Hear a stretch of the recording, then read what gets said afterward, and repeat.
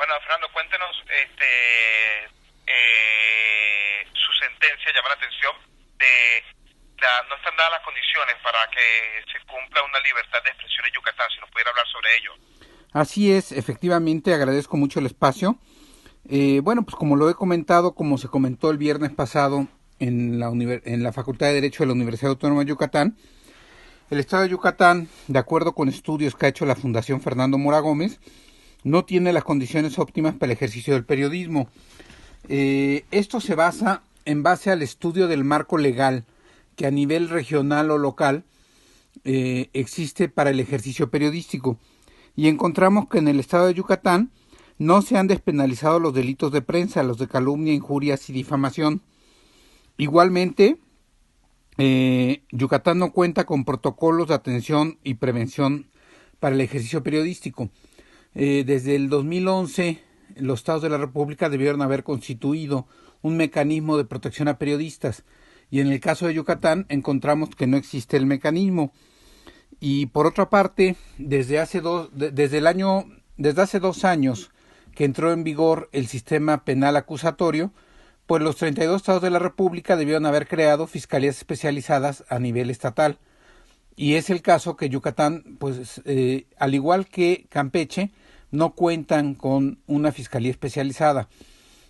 Pareciera que no hay mayores incidentes porque los aparentes ataques a la libertad de prensa en Yucatán, en Campeche, en Quintana Roo, no pasan de amenazas o de intimidaciones.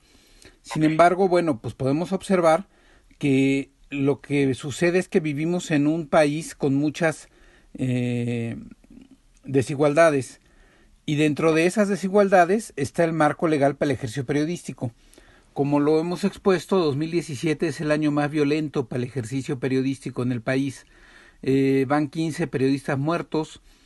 Esta situación, de acuerdo con estudios que también hemos sustentado, es cíclica, se repite justo un año antes de los procesos electorales federales. Hay una cresta en los ataques o en los atentados contra periodistas, y no porque no existan las condiciones estamos exentos de ello.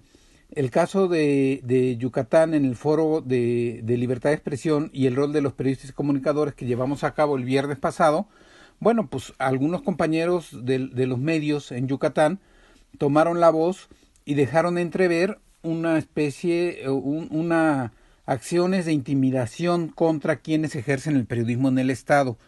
No solo los que participaron tomando el micrófono, sino que dentro del intercambio que tuvimos con varios periodistas, bueno, pues observamos que varios de ellos nos dijeron es que para poder participar en el foro tengo que pedirle autorización a los dueños de los medios, a mis jefes, lo cual nos denota una situación de autocensura o de control de la libertad de expresión por parte de los propios medios de comunicación en el Estado, lo cual evidentemente pues va en deterioro del ejercicio periodístico y va en deterioro de la conducción, de la obligación del periodista de informar en forma veraz, objetiva y oportuna de lo que sucede en el entorno estatal.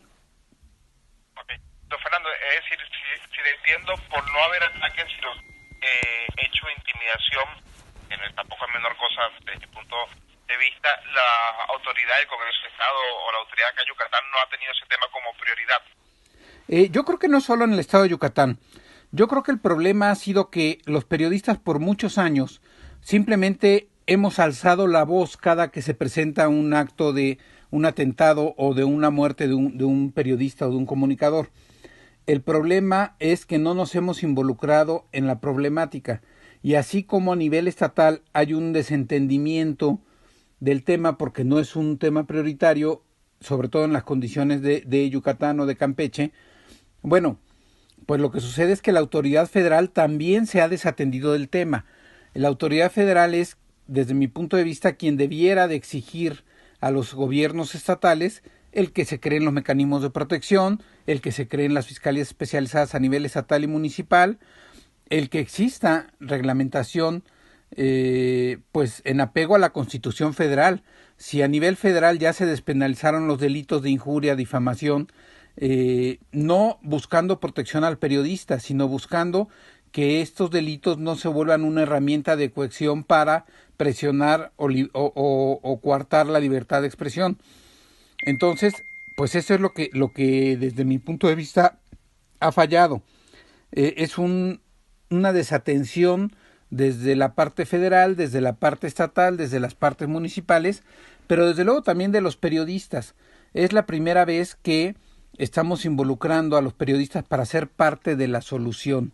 La Fundación desde el año 2013 ha venido tocando temas de libertad de expresión y ejercicio periodístico, pero en particular desde el año pasado nos abocamos a hacer estudios para encontrar los factores que llevan a que el periodista sea tan vulnerable.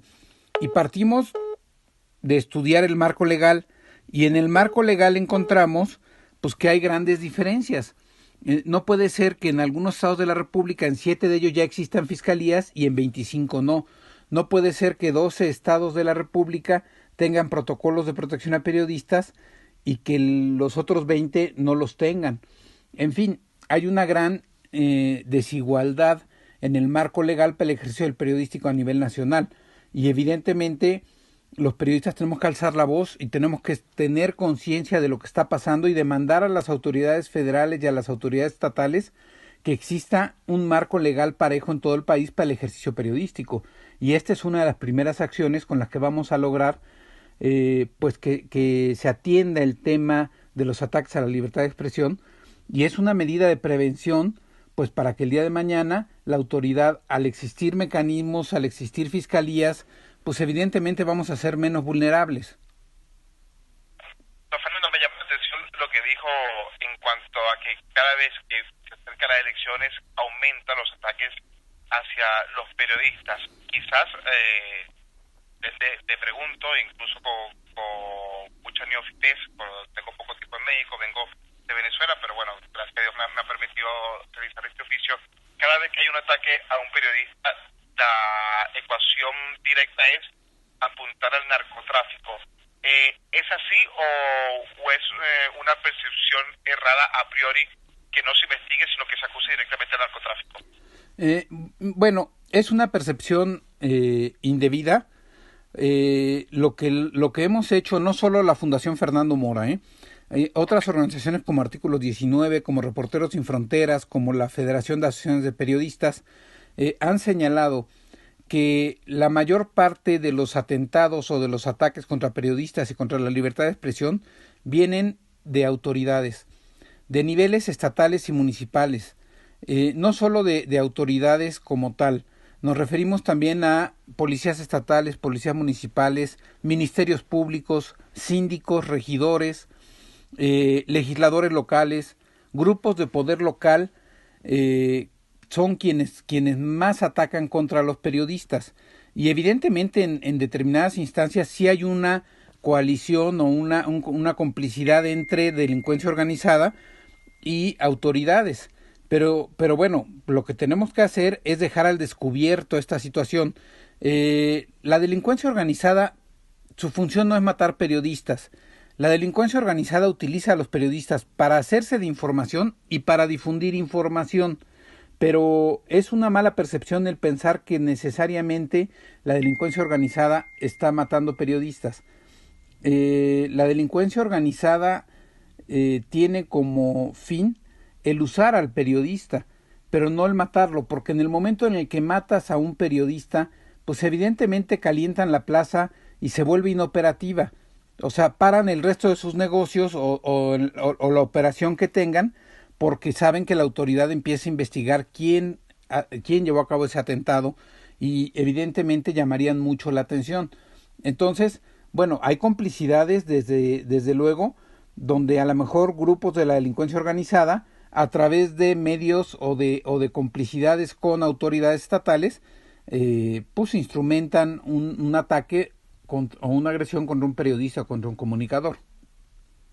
Fernando, si nos pudieran hablar un poco sobre la fundación, una breve síntesis de la fundación para darle fuerza a sus palabras. Claro, la fundación surge en el año 2013, su vocación es rescatar la licenciatura en periodismo y promover la profesionalización del gremio periodístico, pero siempre ligada a la libertad de expresión y al ejercicio periodístico.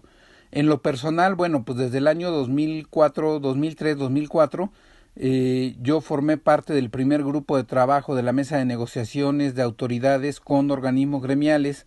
En aquel momento yo era director general de la Asociación Mexicana de Editores, y de ahí se deriva la creación de la primera fiscalía especializada en materia de libertad de expresión a nivel federal. Se crean también comisiones en Cámara de Diputados, Cámara de Senadores, y desde entonces nos metimos mucho en el tema de los ataques a la libertad de expresión y al ejercicio periodístico. Evidentemente, todo esto parte del derecho a la libertad de expresión, del derecho a la información, pero el que el periodista ejerza esos derechos también lleva consigo obligaciones. Evidentemente, el periodista tiene la obligación de informar en forma veraz, objetiva, oportuna, pero también tenemos la obligación, somos figuras públicas y tenemos la obligación de comportarnos en apego a lo que estamos demandando de los demás. No podemos demandar que haya transparencia, que haya combate a la corrupción, si nosotros mismos no predicamos con ese ejemplo. Y muchas veces no hay la conciencia como tal en muchos comunicadores. Entonces, parte de la labor de la Fundación es promover la profesionalización, promover el reconocimiento de saberes adquiridos, pero también promover el que asumamos estas obligaciones y que nuestra forma de conducirnos corresponda al actuar o a la confianza que queremos que la sociedad deposite en el periodista. Evidentemente tenemos que profesionalizar al gremio, tenemos que prepararnos más, porque esa es otra medida de prevención. Mientras más preparados estemos, mientras más condiciones tengamos para demandar mejores salarios, mejores condiciones laborales, pues evidentemente se va a ver más profesional al periodista, y eso nos va a llevar a recuperar esa confianza que en algún momento se fue perdiendo entre la sociedad y los medios de comunicación tradicionales. Las redes sociales han venido a invadir el ambiente con muchas noticias falsas, con muchas noticias deformadas. Pues una de las obligaciones del periodista es verificar las fuentes, hacer investigación de campo, recuperar aquella labor del reportero de investigar, de documentar, no para ganar las notas que los medios electrónicos, pues por la agilidad que llevan, pues difunden primero, sino para tener un contexto real de lo que sucedió, y nosotros como profesionales del periodismo poder decir las condiciones y las circunstancias en que se dieron los hechos. Eso nos va a llevar a tener más credibilidad de la gente, y evidentemente como periodistas también combatir el que se difundan noticias falsas o noticias que no estén corroboradas. Perfecto, Fernando. Muchas gracias, muy amable. Y esta última parte ya lo digo a título personal, no en la entrevista. Qué bueno escuchar que dice eso